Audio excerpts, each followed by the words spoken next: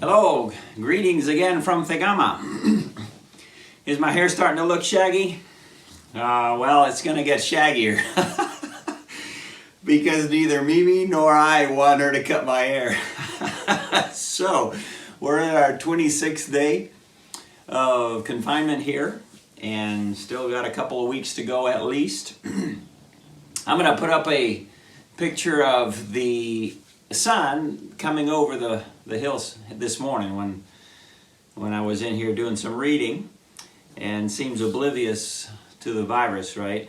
But the media isn't for sure, and the numbers are pretty bad. Official numbers are over 1.5 million cases today, and about 90,000 people have died, and 15,000 of those in Spain.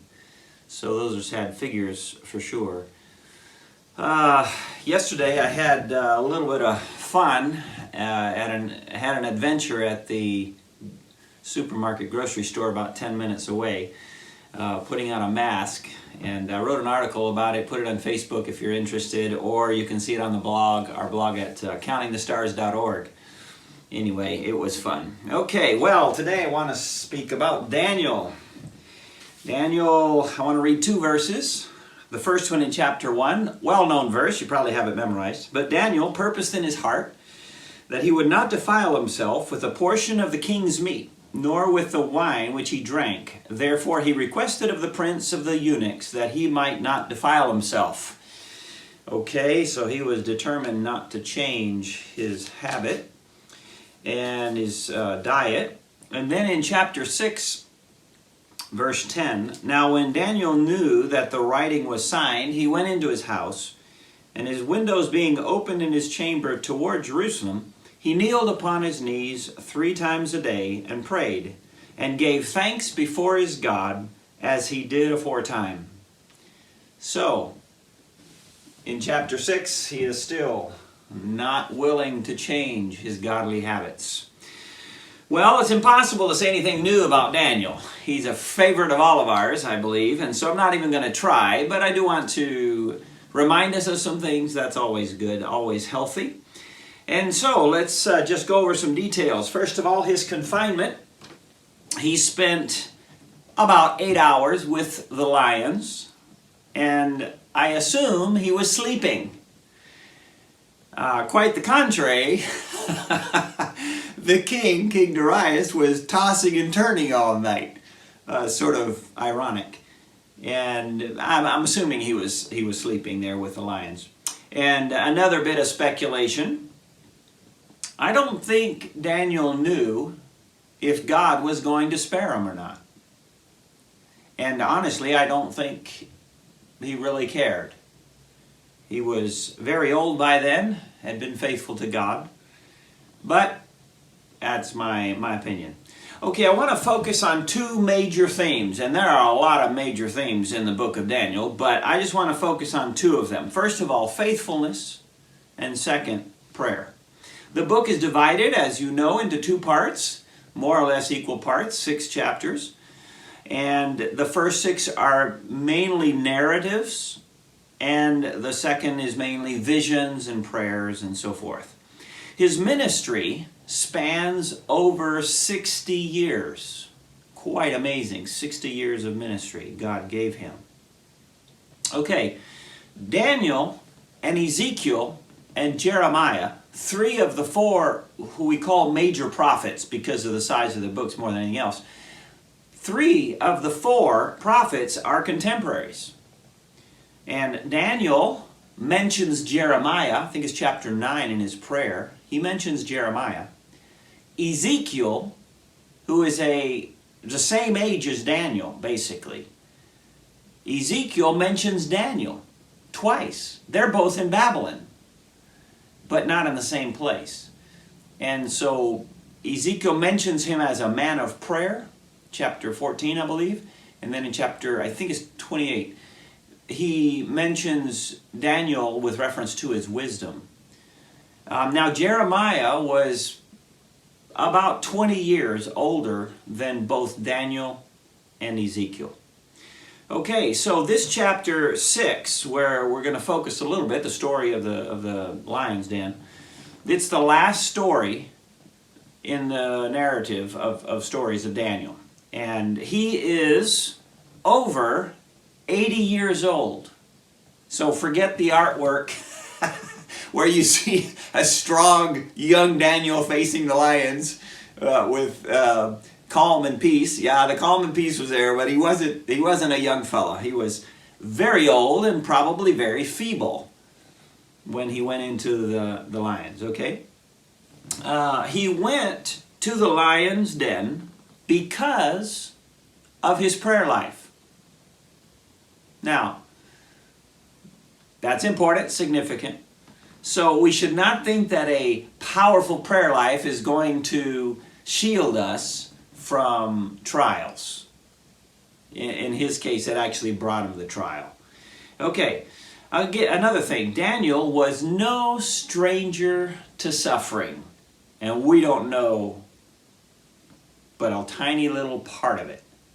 But the very first thing we know of Daniel is, as a teenager, most guesses are between 14 and 17.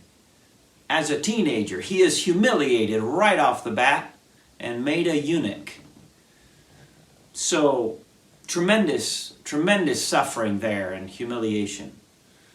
There is therefore no mention of marriage or children related to Daniel. However, neither is there one hint of complaint in the book. The opposite, rather. He's giving thanks. Even here in chapter 10 or chapter 6, he's giving thanks to God after all of these years. What an example. As a young boy, there in chapter 1, he said, "I won't change my diet for the king." 60 years later, he said, "I won't change my prayer life for the king either." What an example. 60 years later, same attitude, strong in faith towards God. He will not allow men to change his godly habits. Okay, so some observations, and some more observations, I guess, and to start wrapping this up. A long life of faithfulness does not exempt us from testing. I mean, this was quite a test, to be put in a hole with hungry lions. And it was at the very end of his ministry. So, that's significant. And history shows us that very much. There have been many martyrs who were martyred at the very end of their lives. Not always, but sometimes. So, a life of faithfulness does not exempt us from testing, for sure. A consistent life of prayer. Now, this one's important. A consistent life of prayer will see the glory and the mighty power of God. I am absolutely convinced this is true from the scriptures and also from what I see and the little I can say from a personal standpoint.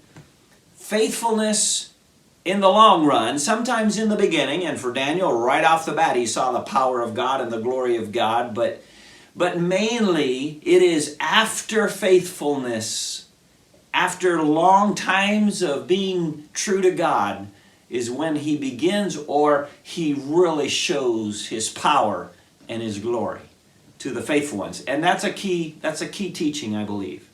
Faithfulness to God, well, faithfulness, period. Faithfulness implies time. It implies that time has gone by. That's the way you define, basically, is part of the definition of faithfulness. Okay, some final thoughts. I want to read in the book of Hebrews 2 verses. In chapter 11, the chapter of faith. I want to read first verse 33 and then verse 6. In backwards order. The Bible says, "Who through faith," talking of the different heroes of the faith, "who through faith subdued kingdoms, wrought righteousness, obtained promises, stopped the mouths of lions." Direct, anonymous reference to Daniel, for sure. Okay, that's verse 33. Verse 6. And you know this verse probably by memory. But without faith, it is impossible to please him. For he that cometh to God must believe that he is a rewarder of them that diligently seek him. Okay, so God is the great rewarder of the faithful. He rewards specifically and personally. He can do that, and he does it.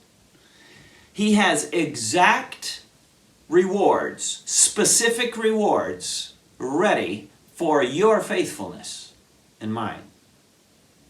But we will never know what they are. At least, I would say, most of the time, we will have no idea what those rewards are unless we are faithful. I thought about, the carrot that they put in front of the mule here, or the donkey, or whatever. That's not a good illustration of this, but the idea is the donkey moves because he sees the prize, and he never gets to it, I guess, or something. And that's not really the perfect analogy, but the idea here is that God will reward you and me for our faithfulness, but we don't know what those rewards are because they are so varied, so specific as well to each person. Too many believers quit. They quit praying. They quit reading. They quit thanking. They quit witnessing. They quit waiting. They quit serving. They quit before the reward. What a shame. Did you ever start to serve the Lord and quit? If so, maybe even recently, decide, was it the Lord's will to do what I started? If it was, and it's something you can get back to, go to it and be faithful. That's one of the messages from the life of Daniel, I'm sure. Okay, God bless you. Have a great day. Be faithful, and see you next time.